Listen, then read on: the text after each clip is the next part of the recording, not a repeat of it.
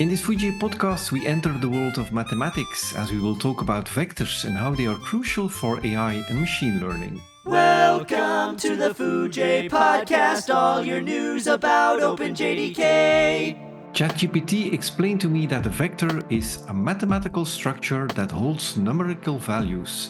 Vectors are fundamental to the field of artificial intelligence as they allow mathematical operations to be performed efficiently and form the basis of machine learning algorithms. Okay, but how are these vectors crucial for the whole artificial intelligence evolutions? I want to understand, and I have these amazing guests to answer all my questions. I'm Jonathan Ellis. I'm the founder of DataStax. So I worked on Apache Cassandra for a long time, probably the most prominent Java-based database out there. And more recently, I started a project called JVector, which performs vector search in Java. And it's used by Cassandra as well as DataStax's hosted Astra database. So my name is Chatzizacharias. I'm a software engineer at JDriven, so it's a small consultancy in the Netherlands, and I've been a consultant now for 8 years. But I also really like to nerd out on new technologies, and LLMs, AI, that is one of those new technologies right now. So yeah, that's me. Thank you. Thanks for joining this Foojay podcast. I'm Frank Delporte, technical writer, Java programmer, and also producer of this podcast. And I want to learn more, just like you said, Alexander, curious person. So these vectors, they're crucial. That's something we already know is very important for artificial intelligence and machine learning. But what is a vector? Can we start from the basics? And can one of you explain to me what a vector is? I think I can approach this from a high level, and then we can kind of move down the stack a little bit from there. Basically, when you're talking to an LLM and you're sending it text or you're sending it images, like either way, obviously you have to transform that into something that the LLM can deal with. And there's a couple stages of that. The first one is just tokenization of breaking that sequence of letters into a vocabulary that the tokenizer knows about. So I think I read that they typically have I don't remember what the vocabulary size is, I'm sorry, but so I'll refuse the temptation to guess. But these are often open source. So even OpenAI's tokenizer is open source on GitHub. I believe it's called TikToken. And so that's considered to be more or less a solved problem. Like we know how to tokenize English or German or other languages into this smaller vocabulary, which are pieces of words. It's roughly the guideline OpenAI gives is you have roughly 3/4 of a word per token on average. And then the next step is to encode those that vocabulary into, or that tokenized sequence into something that you can feed into the language model, into the neural network. And so that's the first place where we turn that into into numbers, right? Into numbers. And then internally inside the LLM, you have these different stages of representing what we fed into it. And each layer within that neural network is a fixed size. And so what you can do with these transformer models is you can take one of those layers and just say, I'm just going to rip out that sequence of float 32s that's in that layer. And that sequence represents the state of the model at that layer. And so it's deterministic. You can feed it forward through the network, and given the same sequence, you'll get the same output. And so one of the things that you can do with that is you can represent this, you can take an arbitrary sequence of language, and then you get out of that by feeding it into the network and pulling it out at one of those stages, at one of those layers, you get a fixed size representation of that language. And so when you see people talking about encoding models, that's basically what they're talking about. That they've gone from something that can take it's not an unlimited sequence, but a long sequence of text, and turn it into a fixed size vector. And when you train an encoding model, you're trying to build it such that similar concepts result in similar vectors, or vectors that are close to each other. And typically you're using cosine distance to measure the closeness of those vectors. And so one of the earliest of these was Google. They published a paper. The paper 2013. wasn't, 2013. The paper Word2Vec. The paper wasn't called Word2Vec, but the project, like the code, was Word2Vec. Yeah. And so they came out with some really interesting results. Like if you take the vector for king and subtract the vector for man and add the vector for woman, then you get something very close to the vector for queen, right? And so so there's a lot of emergent properties that people started getting fascinated about this. Word2Vec, like the name suggests, was just about single words. But then they started being able to expand that to where we are today, where OpenAI will sell you a service that will tokenize to 1536 dimension vectors, or the large one now is twice that size. Cohere has a service that does something similar. NVIDIA has something similar. Anthropic has something similar. There's a bunch of open source ones.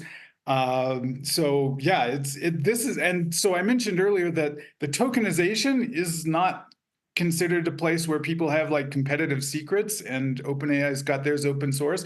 But the actual encoding, like that's very much like everyone's got their own secret sauce, and it's very hotly competitive right now.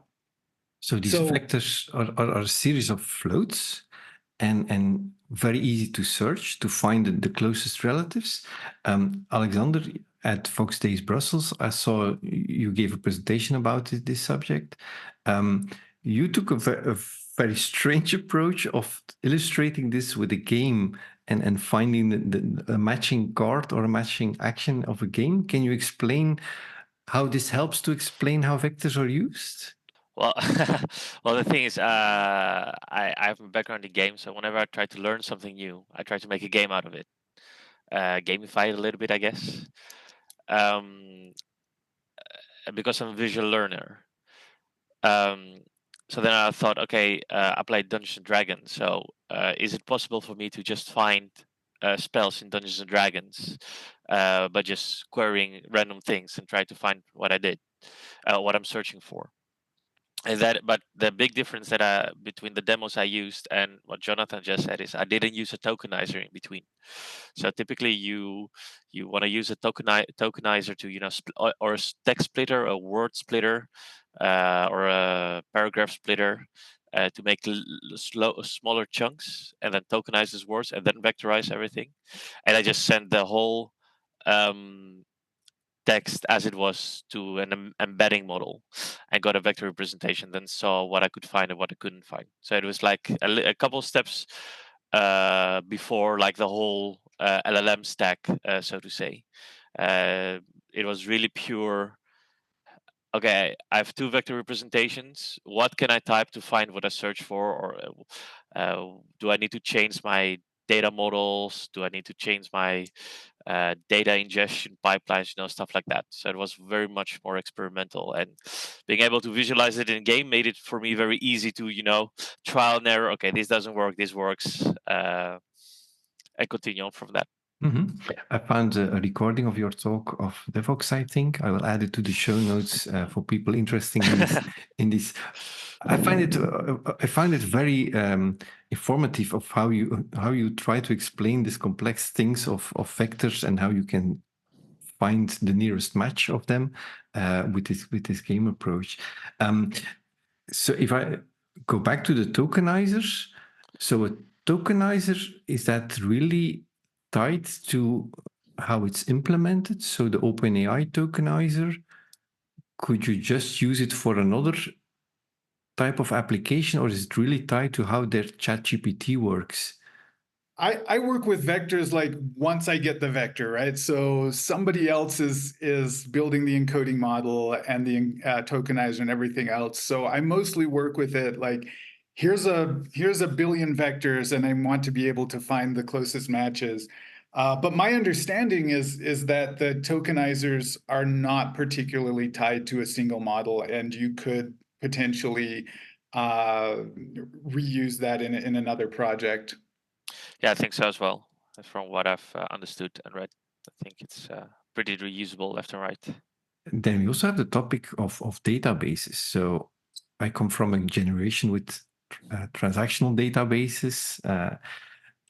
Is a vector database completely different because you only store numbers, or can you So do it with a traditional database too?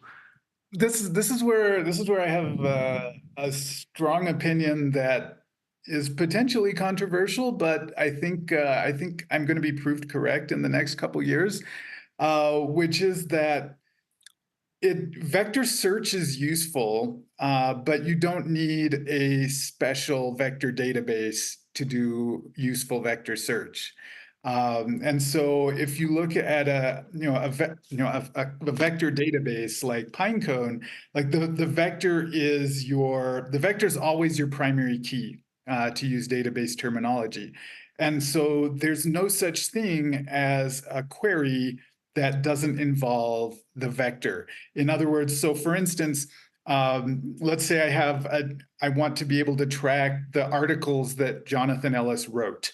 And so with a vector database, I can query for, show me the most similar article, or show me the most relevant article that Jonathan has written about Java strings, like, I don't know, some feature of Java. And I can do that with the vector database because that's a semantic search. But I cannot ask it for, show me the 5 most recent articles that Jonathan wrote. Like, there's no way for it to do that because that doesn't involve that vector. And so the approach that we're taking with Astra, and I think, and with things like PG Vector as well, is that you want to be able to do both, and you want to be able to do them both with the same database rather than doing those with 2 different systems. And am I right? So that databases like MariaDB or PostgreSQL, they have plugins to help the use of vectors? Yeah, so Alexander probably knows more about this than I do, but I know that PostgreSQL famously has PG Vector. Yeah. I'm not aware of one on the MySQL side, but it's probably due to my ignorance there. Same here, but yeah, and I think all the big database vendors by now also support some form of vectorization.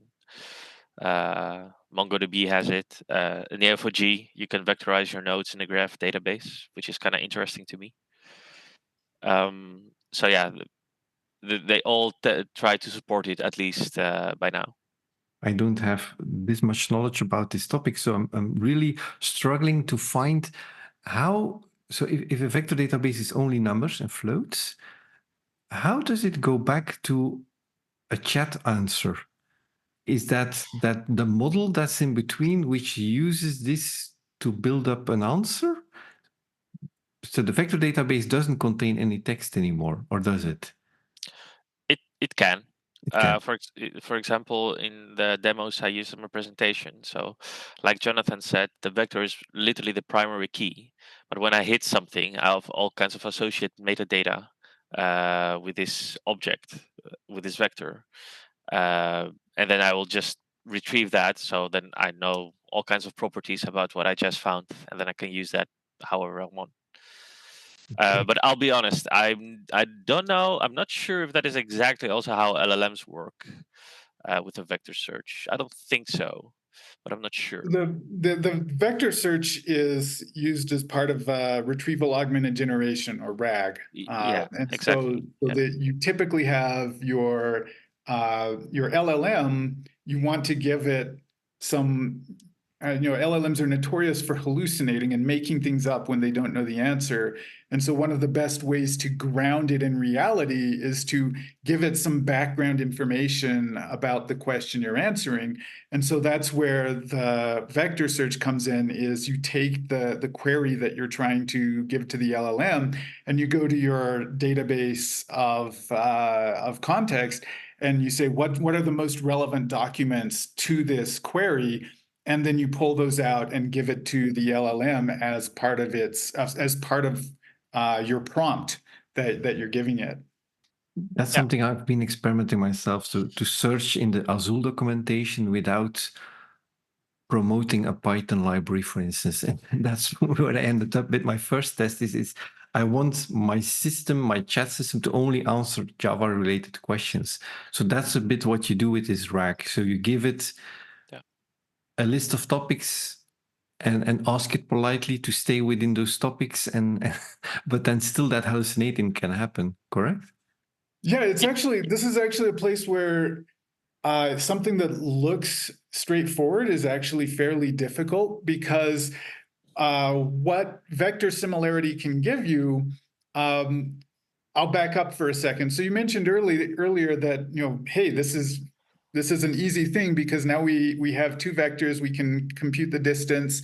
And that gives us the nice thing about a cosine distance is it takes however many dimensions your vectors are and brings that distance down to a single float, right? And so I can, no matter, even if I've got 1536 dimensions and I've got three vectors, I can get one float that's saying, even though on dimension 12 and 13, I'm very different, I'm close enough on the other 1,000 dimensions that this ends up being closer.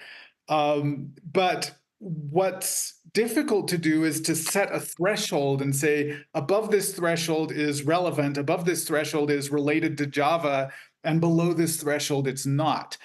Because you just have this continuous, -1 to +1 cosine distance, and the models, at least today, aren't trained to be able to say, above, compute vectors such that above a certain cosine, these are close, and below it they're not. So often what you'll end up with is, and this varies from model to model, from encoding model to encoding model, with BGE, one of the open source models, for a Wikipedia search, the demo that I was doing, relevant was above about 0.7 on the cosine distance, and using OpenAI's relevant was above 0.85, something like that, and it's very squishy. So yeah, you can try to do things like that, but that does get into the territory of it's actually more difficult than it looks, unfortunately. RAG, retrieval augment generation, is all about giving context, right? So I really like what Stefan said at Brussels at his talk about RAG, that as the LLMs become bigger and bigger and accept more tokens, like Gemini accepting 1 million tokens or something right now, then the need to vectorize your own data and just put it in a vector store or vector database or whatever you want to, is gonna diminish. See, that's something that I strongly disagree with, Okay. because for two reasons. First is kind of a technical limitation, which is that as you as you expand that context and you dump more and more data into it, the LLM still has trouble kind of paying attention to everything at once.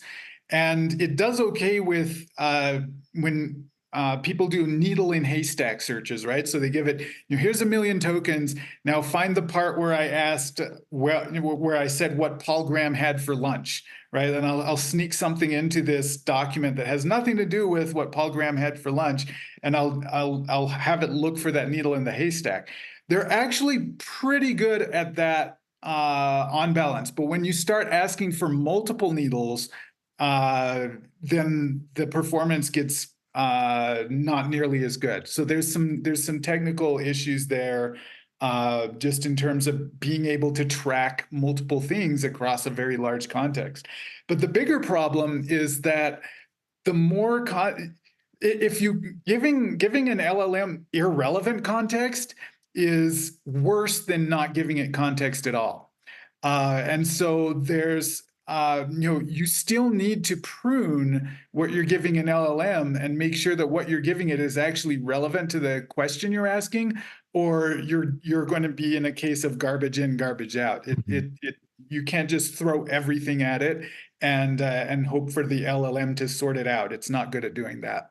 Alexander, you are working on a few projects and proof of concepts of using chat interfaces. You were talking about like finding two locations in a question. Are there already many use cases in the field being actually used at customers that you can talk about where they use such a chat interface? Being a consultant, I do tend to talk to some companies, at least here in the Netherlands. I cannot speak of the United States or anywhere else. I don't know exactly what's happening. It's probably much different than here in the Netherlands. But here, after there was quite some, a lot of companies that wanted to try chatbots with LLMs. But after what happened with Canada Air, where the chatbot was like, yeah, you can have your money back, and then they had to actually do that, a lot of them backed out immediately. Like it's not. They were like, yeah, it's not mature enough. It needs more work, etc., etc., etc. So yeah, we've been mostly experimenting to see if we can use vector search and more interestingly multilingual embedding models to allow users from all over the world to search for certain cities in our application. I work for routescanner.com, which is like a door-to-door container logistics application. So yeah, and everybody Hamburg is written differently in German than it's in English, than it's in Chinese. So that is very interesting to us if we can use that instead of having an elk or an elastic application on the server somewhere with all the multilingual tags, etc., etc. But the real application, like an RAG LLM application, we have not found yet, or I've not seen yet, better said. It's nice to see how much companies are researching this topic, but are a bit hesitating to actually put it in production or definitely put it into something which is publicly facing, because then you end up with these lawsuits and things being promised which cannot happen. I think that that's definitely true, that it's much easier to build a very compelling demo with an LLM than it is to turn that demo into a product. So actually, separate from what I work on at DataStax, we have a team building something called RagStack, which is an open source library that incorporates kind of the best practices around productionizing this kind of thing. So I'd be happy to introduce you to one of our engineers named Christophe Bornet, who would be able to go much deeper on that. A perfect topic for the next podcast. Jonathan, on Foojay, you published a popular post about indexing all of Wikipedia on a laptop. What was the goal of this blog post demonstration of what can be done now with the vector database in JVector? My goal with that article was to showcase, I guess, on two axes, how far vector search has come, specifically vector search for Java. With JVector, we've built a library that can do things that nobody else can do. And I wanted to showcase that by indexing one of the largest public data sets on my laptop. And so that's what I set out to do. And basically with a 40 gigabyte Java heap, that's enough to index all of Wikipedia. And serving the searches, once the index is built, only requires a 4 gigabyte heap. So both of those tasks, building the index and then serving it with a very small footprint, those are things that nobody's done before. So if I read correctly, that data set is 180 gigabytes, correct? Right, and so that's both the vector data as well as the associated text and URLs and so forth. Yes, so the entire data set's about 180 gigabytes. And that gets converted to vectors. Now, you have to admit it's a decent laptop with 40 gigabytes of memory. Yes, it's a 64 gigabyte machine, yeah. But it still means that after this huge task is done once, you can run it with 4 gigabytes of memory, correct? So I can Right. put it on my Raspberry Pi and serve it from a website, because your demo is actually available online. Yes. People can search through it. It goes very fast. So I don't know on what kind of machine is it running, the demo? I'm actually not sure. One of my colleagues at DataStax threw it up on an Amazon VM, but I don't think it's a very large one. And what were the challenges? Or is it just, if you follow the blog post, I can do this myself and I don't need very detailed knowledge of vectors and the database and how this whole process works? I mean, I ran through the steps 2 or 3 times to make sure that it worked as advertised. So I think it will just work. Certainly, if you want to go deeper and start customizing it and figure out like what's going on under the hood, then you're going to need to dig into some code. But it should just work. And I haven't tested it on a Raspberry Pi, but I imagine so JVector runs on everything down to JDK11. But if you're running on JDK 20 plus, then we can take advantage of the SIMD from Project Panama. So that gives it approximately a 2x performance boost. I don't think there's any SIMD support on Raspberry Pis. I could be mistaken. So I wouldn't expect it to be super fast, but I would expect it to work. I'll put it on my to-do list. I have the Raspberry Pis behind me, but what I'm missing is a bit of time.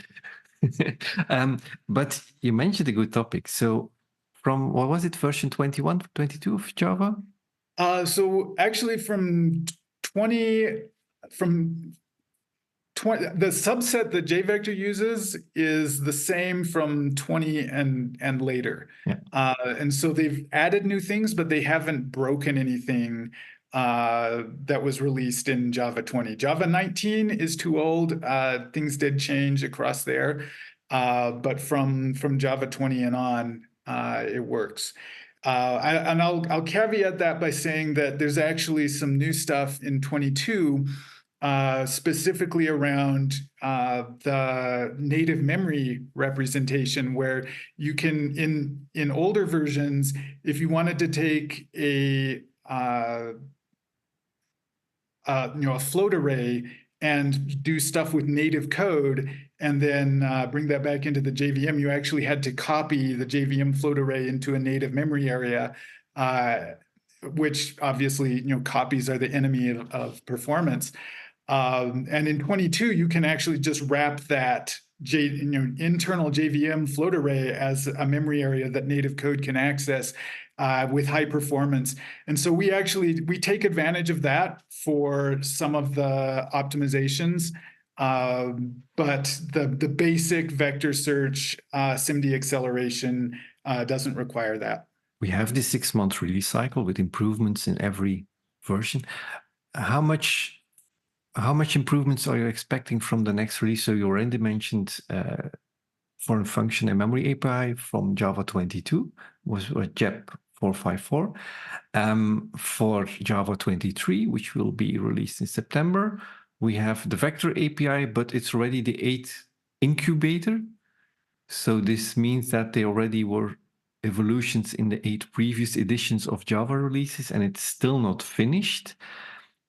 This vector API, is this something completely related to the topic we are discussing now, or will it offer more or different functions? Right. So there's a bit of a terminology collision here, because obviously when we're talking both uses of the word vector are dealing with sequences of numbers, but in the JDK when you're talking about the vector API, what we're really talking about is SIMD of being able to use Intel AVX and ARM Neon and that kind of hardware for applying a single logical instruction to a large area of memory. And so the overlap is that when I have these mathematical vectors or these LLM vectors, and I want to compute the cosine similarity, like that's actually very well suited for SIMD hardware. And so I want to use the JDK vector API to do that work. And will this improve the things like they are now a lot? Yes. So basically, I'm really happy with where it is right now. So we can do almost everything we want inside the JVM. But there's a footnote there next to that almost everything, where I mentioned earlier that for some things we do need to go out to native code. Because there's no way to express it performantly using the JDK vector API. So some of those, I do think some of those limitations are going to go away, but other limitations, it's just like they're always going to be with us, and we're always going to need native code for some pieces. But that's the other cool thing that's happening in Java recently is the foreign function API has gotten much better. So that's another thing we're really happy about, and yeah, I'm a huge fan of, back when Oracle acquired Sun a long time ago, people were like, oh no, what is this going to mean for Java? Is Oracle going to screw it all up? But honestly, I can't complain about Oracle's stewardship at all. And not just Oracle, obviously, everyone else contributing to OpenJDK, Red Hat and Azul and so forth. Really delighted with the progress that's happened there for high performance Java applications. Mm-hmm. And what most people also say about this is they're happy with the evolutions and happy with the stability, because these evolutions, they do happen, but they don't break what was already there, or at least as little as possible. Once you get from JDK 8 to JDK 9, like that's the big tough move. Once you get past that, it's pretty smooth sailing. So I have a question maybe for Jonathan, if that's okay. Do you, I mean, since you work on like a library like JVector, do you miss the ability to work with the GPU directly or not? Or do you do that through the foreign function API? So I actually believe that the GPU is the wrong tool for vector search almost always, because what the GPU does is it gives you a very limited amount of memory that you can do very fast operations against. And so, for in my entire career in databases, there's been a small group of people saying, RAM is all you need. Like, just build a database that does everything in RAM, checkpoint to disk for durability, but you don't need disk for large data sets. Just spread it across more machines in RAM. And that's never worked out, generally speaking, in the industry, because we've been able to generate larger data sets as fast as we've been able to create denser DRAM. And so you just have much better cost performance if you follow the Pareto principle and you have your warm data on disk or on SSD now, and your hot data in RAM. But to try to keep everything in RAM, it's just a foolish use of money. It's not cost effective. And the GPU is like the next step of that. It's even more true for the GPU, because a big GPU has 80 gigabytes of RAM compared to a big server that has 2 terabytes of RAM. And if 2 terabytes of RAM isn't enough, isn't cost effective, then trying to do that across 80 gigabyte GPUs is even less cost effective. And those are expensive. Those are really expensive GPUs, right? That's true. So So yeah, you can get blisteringly fast vector search if you limit your data set to what fits in a GPU, and NVIDIA has a library to do that. And there's some projects that embed that library out there, but I just don't think it's a very useful thing to do from a cost benefit All right. analysis. The vector API it's still an incubator. It takes some time. Do you know that people are really waiting for it? They want to use this. They need it for certain use cases, certain applications. I mean, we're using it in production, right? Like all of Astra deploys with the vector API enabled, and like you said, it's still incubating. We're on version number 8, but it's stabilizing, right? Like so, I mentioned that since JDK 20.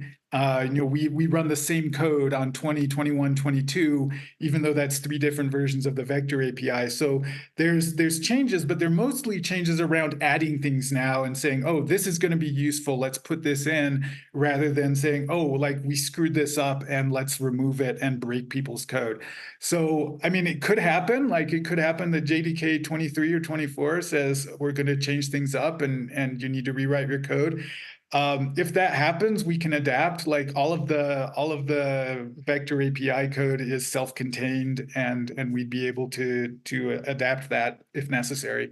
So I would say don't be afraid of the incubating label, especially once it's gone through that first couple iterations. Obviously, there's different appetites for that kind of risk depending on your project and so forth.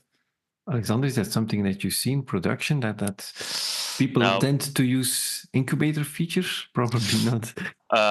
No, not really. Not the kind of companies I typically work for, like the big government institutions. They tend to shy away from anything that is experimental, incubator, etc., etc., etc.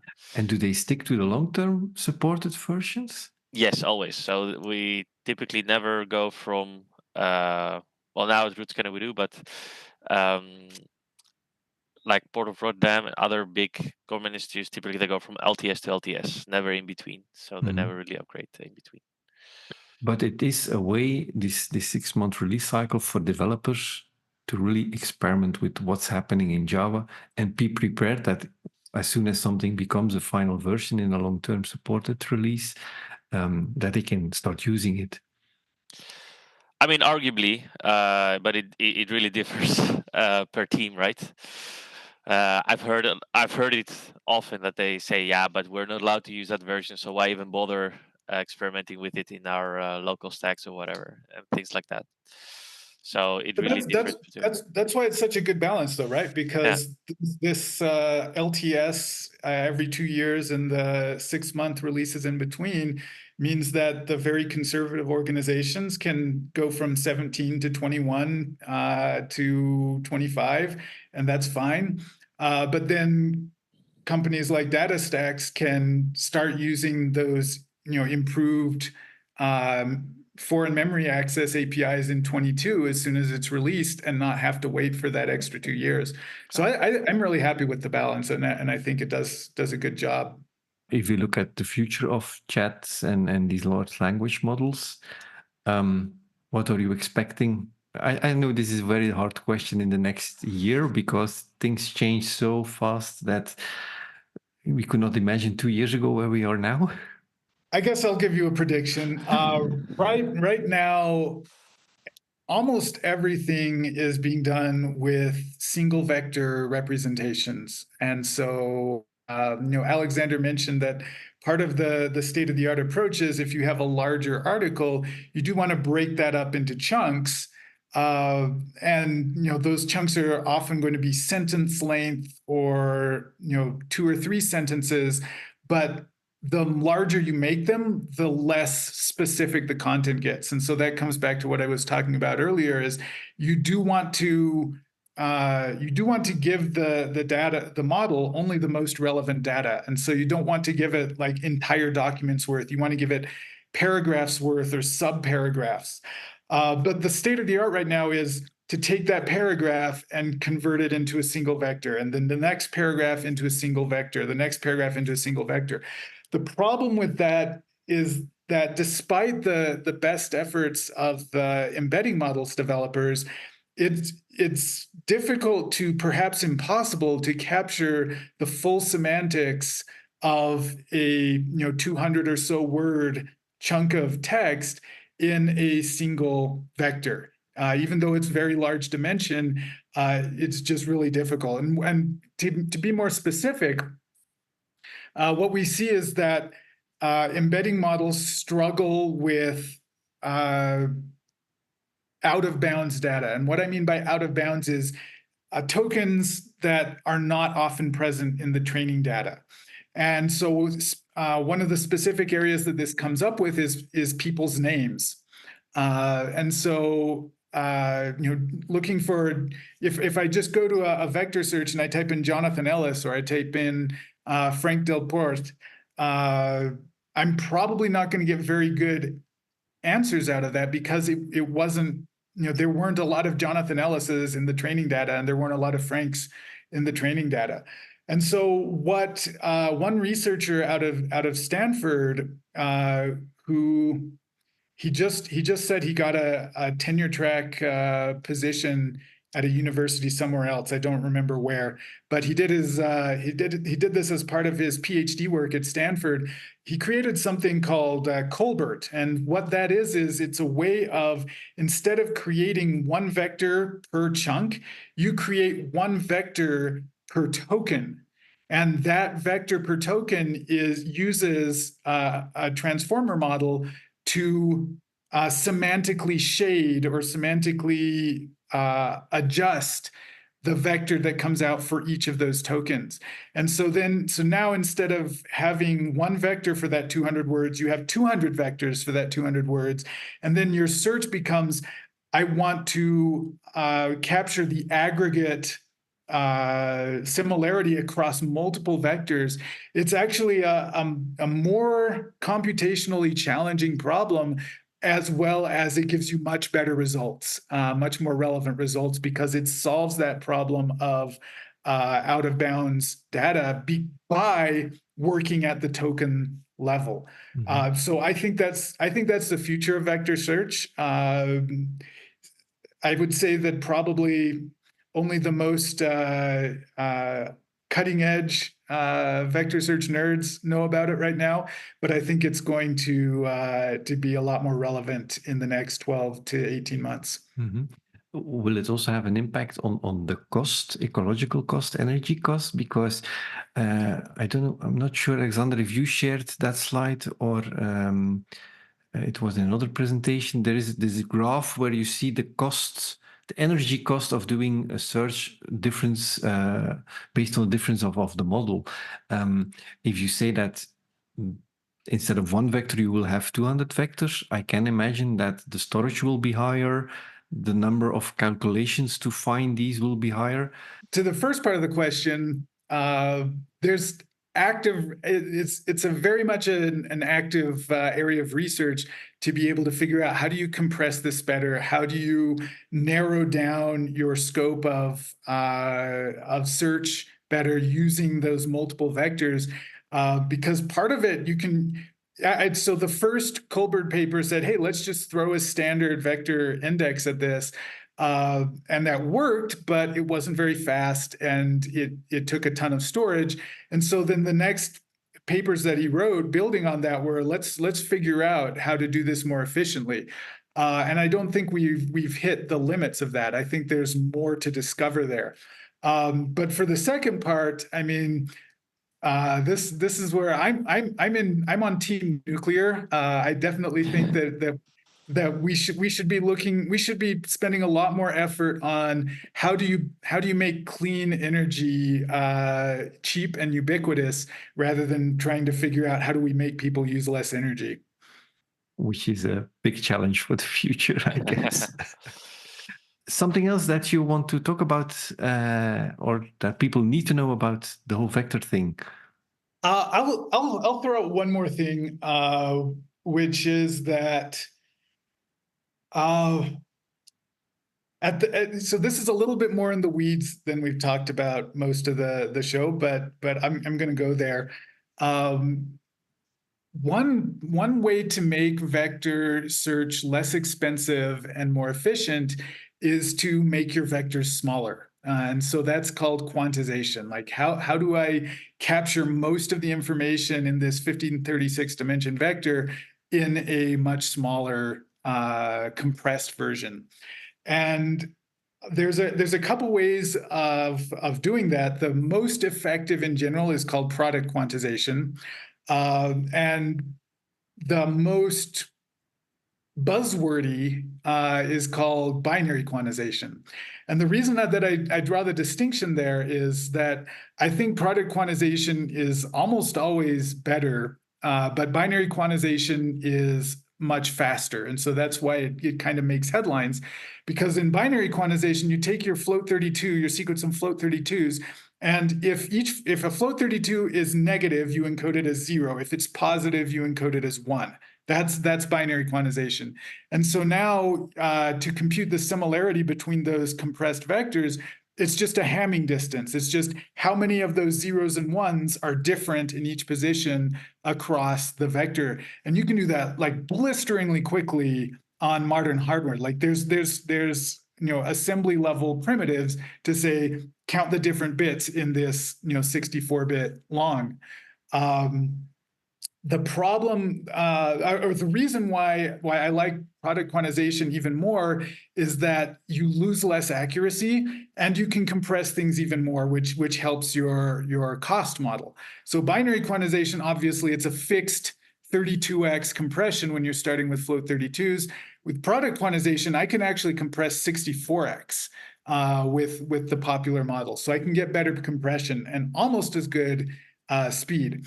The thing that I wanted to call out for the listeners here is to make sure if you're using a vector database or a vector search engine that supports compression, to make sure that it also supports re-ranking the compressed results using the full vectors, because you lose a lot. If you just do a search using the compressed versions, you will lose half of your accuracy, like a lot of accuracy. And so the way that you get by that is you search deeper, you search twice as deep or 3 times as deep as you normally would, and then you re-rank just those top results using the full precision vectors. And so that's something that a lot of products and projects have added the first part, but not the second part. And so if you don't understand the distinction, then you might be wondering, like, why is my accuracy terrible? I don't understand what happened. And it's because you're just throwing away a lot of information during the compression with no way to recover that unless you do the re-ranking. Okay. Alexander, correct that in your presentation you also explained this binary approach? No, but I did use feature projection, so that's also a way to smaller the amount of vectors you have. Maybe you remember I had like this demo where it was flying through space, and then I showed that semantically vectors that are semantically close to each other, they end up close to each other. And then I brought vectors that are 384 dimensions back to 3, so I could plot them in a 3D space. And that is why you typically use such things. Or of course, or to make your vector search faster. People struggling with the concept of the vectors and how they are, what the distance is between them. I really like the 3D model presentation of that you have these clouds of topics which are very close to each other. That's very nice visualized in such a space. Vector space. A vector space. and actually, it's a perfect thing to create games. Sean Phillips, who creates a JavaFX application to visualize data like that, he actually created and published something on Twitter last week with a Space Invader game flying through his data. So, cool. If you want another example of cool. combining games and data, that's the place to be. Okay, thanks a lot for your time. Thank you. Learned a lot again. Thanks for explaining this very technical subject to me and the listeners of the Foojay podcast. So thank you also to the listeners. Keep an eye on Foojay for future articles and podcasts about development and everything related to the Java world. Thanks a lot. Give me a foo, give me a J, give me the friends of OpenJDK.